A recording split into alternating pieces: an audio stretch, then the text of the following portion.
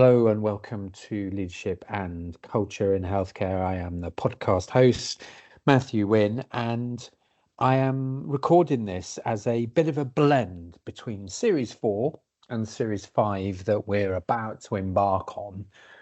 Over the last few weeks and months, we've heard from chief executives of local authorities, and we have great insight on what a local authority does, how they operate, how that differs from the NHS. And I'll be delighted very soon to be wrapping up Series 4 with Mark Lloyd, who is a past local authority chief executive and until not distant past was also the chief exec of the Local Government Association. And has since stepped down, but Mark is going to summarise the themes with me, what we've learned from Series 4. But we're also going to break into a new series, Series 5, and that is on leadership in NHS provider world. So for those that aren't quite understanding the mechanics of the NHS, in the statutory organisations that run NHS care, whether that means you're an acute hospital, whether you're a community provider, whether you are a mental health provider, or organisations that do some of those functions between them.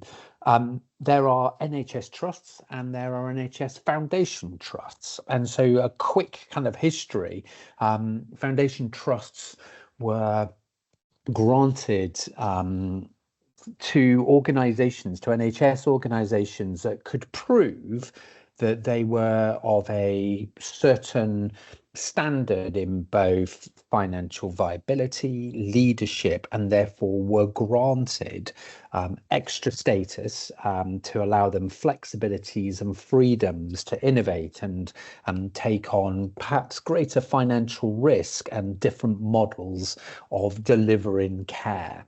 And the prevailing policy ever since has been that NHS organisations should become foundation trusts. And if they can't become foundation trusts, the kind of assumption was they're doing something wrong and they're not quite good enough in terms of operating and the standards and the profile of those organisations.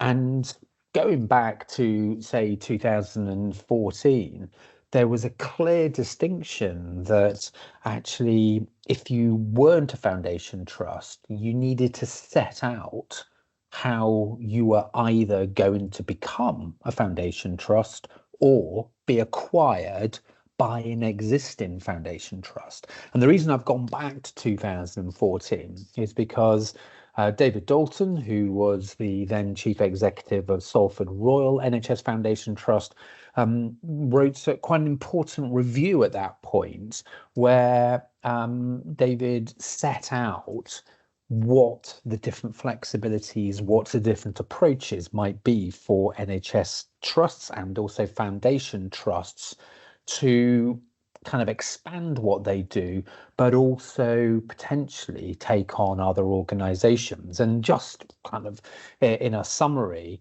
there was no single one way of doing that. Organizations could federate, they could go into joint ventures, they could have management contracts between organizations, delegate responsibilities, they could become integrated care organizations, for primary or secondary care purposes. They could become multi-site trusts, so they took on often hospitals on individual sites, and so therefore you had a single organisation overseeing trusts and hospitals on multiple sites. And finally, which is salient to the topic of this Series 5 that we're embarking on, there was a multi-service change of a foundation group, as it was called, because they were all foundation trusts that were able to do this. This would be that actually an organization or a group of people, one provider, operates with kind of subsidiaries across a dispersed geographical area, centralized management, standardized protocols and practices, and they were able to offer their their ability to manage different sites, but through a multi-site group and chain. The world has changed quite considerably since that point. For those of you who listening in say, well, what has altered? Well, the whole regulatory world of the NHS has altered quite considerably. So the organisation that solely focused on the regulation of foundation trusts, and separately the organisation, arm's length national organisation that focused on NHS Trust, were put together in one organisation, and since they have been subsumed into NHS England as the national organisation for the NHS, working slightly at still arm's length from the government, although that is changing. Therefore, this notion that was around in the early 2010, 14, 15, 16, that actually the provider sector changed the way that care was delivered. And if providers weren't good enough, they were failing, then the regulatory action happened and they were subsumed or taken over by other organizations, sometimes forcibly, started to diminish and started to change as that regulatory sphere altered.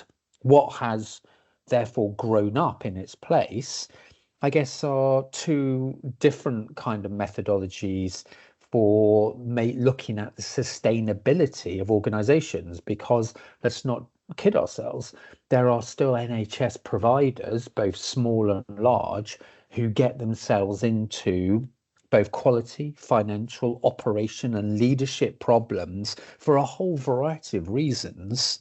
And there still needs to be a solution for those organizations to have better support, to have a better kind of future.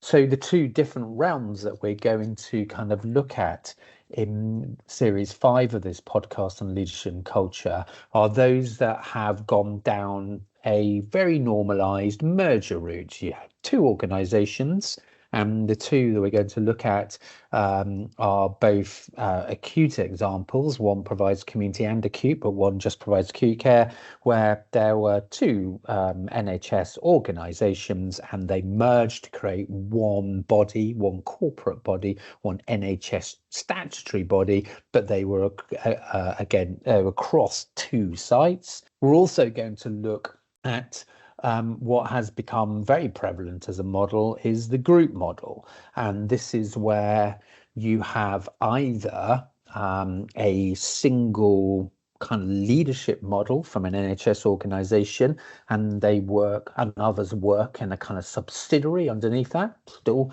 has echoes back to what David Dalton wrote in 2014, that foundation group. And there are a myriad of ways of governing that approach, some of which we're going to get into in the Series 5 podcasts. Others are more standardized, where you have a layer of leadership, an additionality of governance over the top of existing NHS providers, but those boards still stay in place, and you try and drive benefit in a horizontal way across organizations. Now, folks, to put this into some kind of context, we'll be discussing these approaches with organizations across in Northamptonshire and Leicestershire in the mental health world, in South Warwickshire and across to Worcestershire, in Bristol and Weston. We'll be talking about the Barts Confederation in London. We'll be talking to the emerging group up in Liverpool, and I'll be bringing in kind of views and examples from my own organisation is going through a group approach at the moment, and there are other examples we shall bring from London around the mental health world. Some of those are 250 to 350 million pound combined organisations. Some of them are knocking on the door of 2 billion pounds organisations with 25,000 staff. So we are talking both in size very differently, and therefore the governance is proportionate to the size of the kind of entity and the group they're bringing together. But some of these are ginormous organizations on any scale. And therefore there is that question, which is at the heart of these podcasts, that we're doing is, how do you lead a group model that may be across, say, 3 hospital sites, but those 3 hospital sites amount to 25,000 staff. They amount to £2 billion of taxpayers' expenditure. How do you lead that? How do you ensure that you've got grip, you've got control, you've got accountability, you've got safe care, and you've got a direct in mind from a board that is able to understand all that goes on?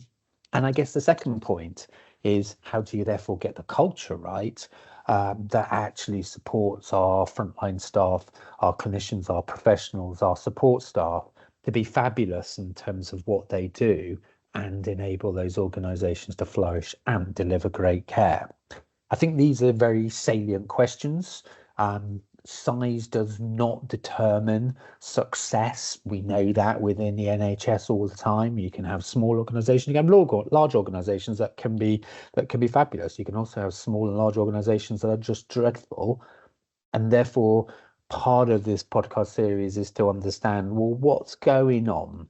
And I think my final kind of thoughts as we go into series 5, folks, is, what does this mean for our pipeline of future leaders? All of these are very different models, and therefore, how will we get executives? How do we get chief executives? How will we get chairs? How do we get non-executives grown and developed and supported to manage and be clear about organizations that look vastly different under the banner of the group model? And finally, just go back to where I started in this discussion.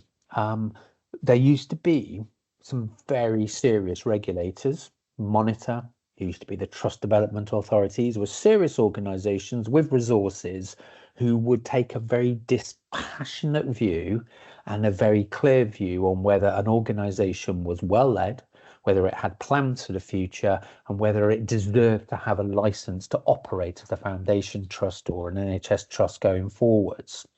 We are, if we're not careful, walking into arrangements that are perhaps more risky, untested, outside of some traditional views of what good governance might be.